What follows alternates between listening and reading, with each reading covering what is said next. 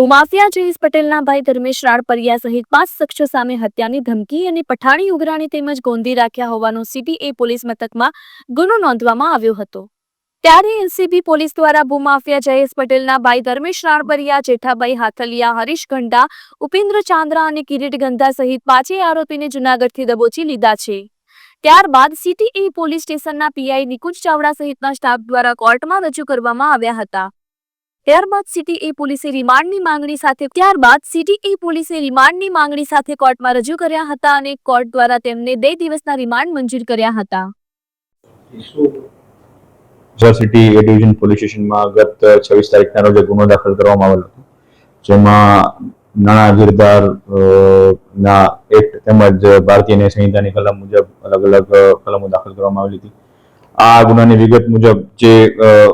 પોરબંદરના પત્ની છે સુધાબેન, વાઇફ ઓફ લાલજીભાઈ મારકણા, એમના દ્વારા ફરિયાદ આપવામાં આવેલી હતી કે જેમાં એમના પતિ દ્વારા કોઈ ઝેરી દવા પી અને આત્મહત્યાનો પ્રયાસ કરવામાં આવેલો હતો અને તે બાબતની ફરિયાદને અનુલક્ષીને જે 5 આરોપીના નામ આપવામાં આવેલા હતા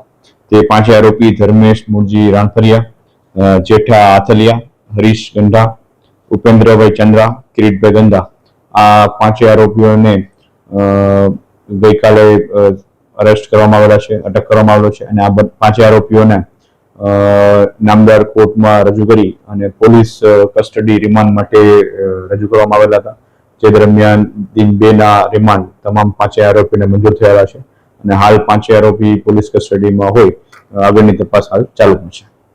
જી, જે આ 5 આરોપીઓ છે એમનો ગુના ઇતિહાસ બાબતની તપાસ હાલ ચાલુમાં છે। તેમાં જે પ્રથમ આરોપી છે ધર્મેશ મુરજી રાણપરિયા, એમના વિરુદ્ધ અગાઉ લેન્ડ ગ્રેબિંગ તેમજ ધાક ધમકી અને એક્સટોર્શન બાબતના ગુનો દાખલ થયેલો છે।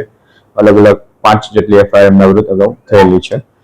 જ્યારે અન્ય આરોપીઓ છે તેમની ગુના ઇતિહાસની તપાસ હાલ ચાલુમાં છે તેમજ આ હાલના ગુના બાબતના પણ તપાસ ચાલુ